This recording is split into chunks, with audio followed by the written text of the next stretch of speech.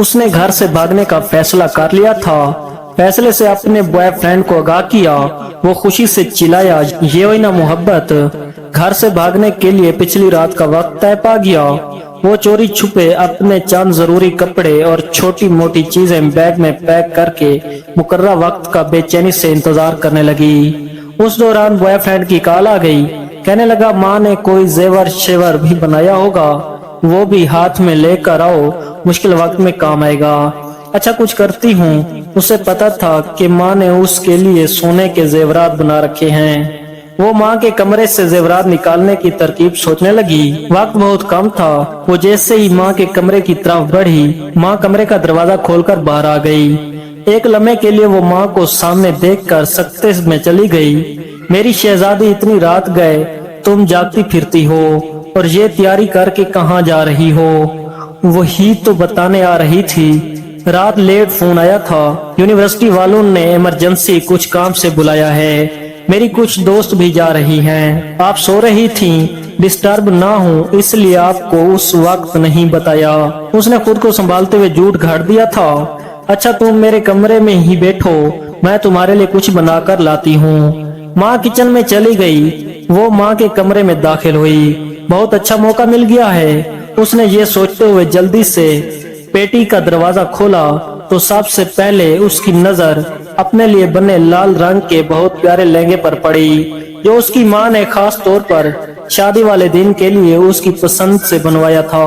ماں اکثر کہتی رہتی تھی، جب میری بیٹی اس سے پہن کر دلہن بنے گی، شہزادی لگے گی۔ شہزادی ایک سے بڑھ کر ایک اچھا سوٹ، بہترین بستر، dinner set, TV set اور نہ جانے کیا کیا سامنے آ رہا تھا۔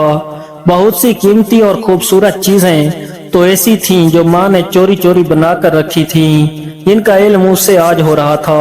چیزیں الٹ پلٹ کرتے کرتے آخر زیورات اس نے ڈھونڈ ہی نکالی، لیکن اس کا دل و دماغ چکرا کر رہ گیا تھا۔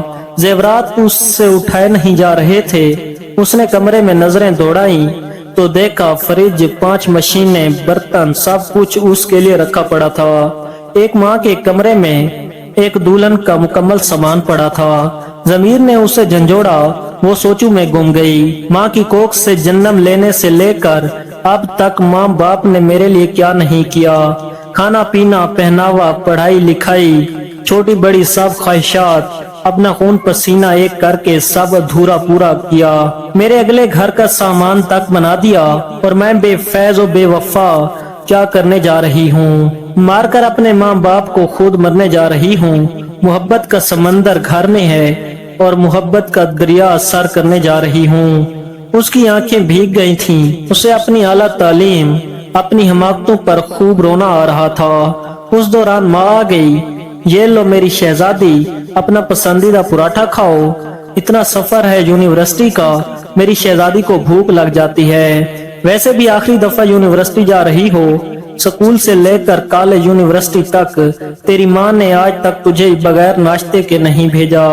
آج اگر تو بغیر ناشتے کے چلی جاتی تو تیری ماں کو مرتے دم تک اس بات کا دکھ رہتا۔ ماں کی بات سن کر بے اختیار وہ ماں کے گلے لگ کر پھوٹ پھوٹ کر رونے لگی۔ ماں نے ماتھا چوم کر آنسو صاف کرتے ہوئے پوچھا، میری شہزادی کیوں رو رہی ہے؟ وہ نظریں چراتے ہوئے کہنے لگی، ماں مجھ سے کتنی محبت کرتی ہو، یہ بھی کوئی بات ہوئی؟ اب ماں سے بڑھ کر بھی بھلا کوئی محبت کر سکتا ہے؟ اس دوران اس کے موبائل کی گھنٹی بار بار بجنے لگی۔